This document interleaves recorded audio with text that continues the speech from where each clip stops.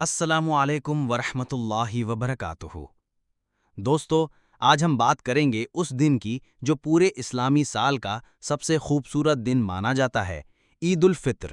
ہر سال رمضان کے بعد مسلمان دنیا بھر میں عید مناتے ہیں، نئے کپڑے پہنتے ہیں، مٹھائیاں کھاتے ہیں، گھر والوں اور دوستوں سے ملتے ہیں اور ایک دوسرے کو عید مبارک کہتے ہیں۔ لیکن دوستوں، کیا آپ نے کبھی سوچا ہے کہ ہم عید کیوں مناتے ہیں؟ یہ دن کہاں سے آیا اور اس کی اصلی کہانی کیا ہے؟ آج کے اس ویڈیو میں ہم جانیں گے عید کا اصلی پیغام کیا ہے، اس کی شروعات کب ہوئی، رسول اللہ صلی اللہ علیہ وسلم نے پہلی عید کیسے منائی، اور آج کے دور میں ہمیں عید کس طرح منانی چاہیے۔ چلیے شروع کرتے ہیں اور عید کے اصل مقصد کو سمجھتے ہیں۔ سب سے پہلے رمضان کو سمجھتے ہیں۔ قرآن کی سورہ بقرہ آیت 183 میں اللہ تعالیٰ فرماتے ہیں، اے ایمان والوں، تم پر روزہ فرض کیا گیا ہے جیسے تم سے پہلے لوگوں پر فرض کیا گیا تھا تاکہ تم پرہیزگار بنو۔ رمضان اصل میں ایک ٹریننگ ہے۔ یہ صرف بھوک اور پیاس سے بچنا نہیں ہے، بلکہ اپنے نفس کو کنٹرول کرنا، دل کو صاف کرنا اور اللہ کے قریب آنا ہے۔ اور جب ایک مہینہ ہم اپنی روح کی تربیت کر لیتے ہیں تو اللہ تعالی ہمیں انعام میں ایک دن دیتے ہیں، اور وہ ہے عید الفطر۔ عید کی شروعات کب ہوئی؟ جواب ہے ہجرت کے دوسرے سال 2 ہجری یعنی کہ 624 عیسوی میں۔ اس وقت مسلمان مدینہ منورہ میں تھے۔ روزہ نیا حکم تھا جو فرض ہوا تھا۔ جب پہلا رمضان پورا ہوا، اس کے بعد رسول اللہ صلی اللہ علیہ وسلم نے پہلی عید منائی۔ ایک حدیث میں آتا ہے، جب رسول اللہ مدینہ آئے تو وہاں کے لوگ 2 دن کھیل کود اور تہوار مناتے تھے۔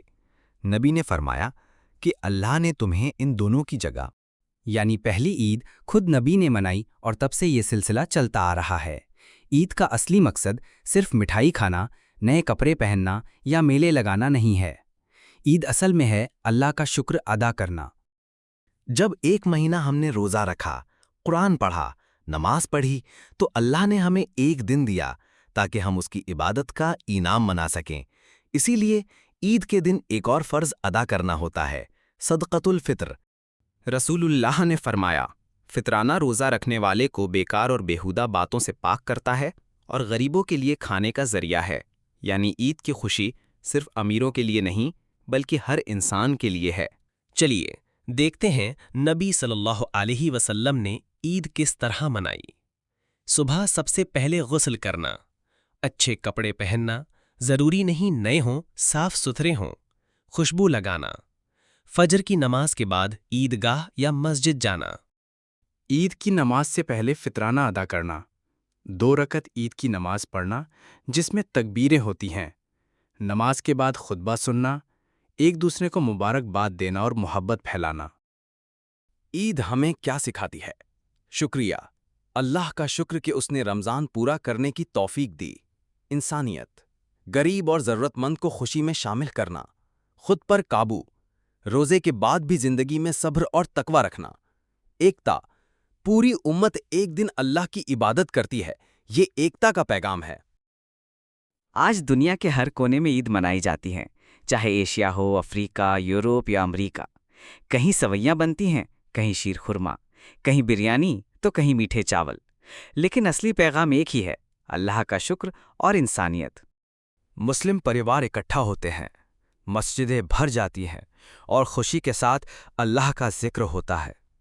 دوستوں، عید الفطر خوشی کا دن ہے، لیکن صرف ظاہری خوشی نہیں۔ یہ دن ہمیں یاد دلاتا ہے کہ اصلی خوشی اللہ کی عبادت، محبت اور انسانیت میں ہے۔ تو اس عید پر صرف مٹھائی اور کپڑوں تک اپنی خوشی کو سیمت مت کرو، غریبوں کو یاد کرو، ضرورت مندوں کی مدد کرو اور اپنے دل کو اللہ کی محبت سے روشن کرو۔ اللہ ہمیں عید کے اصلی پیغام کو سمجھنے اور اپنی زندگی میں عمل کرنے کی توفیق دے۔ آمین۔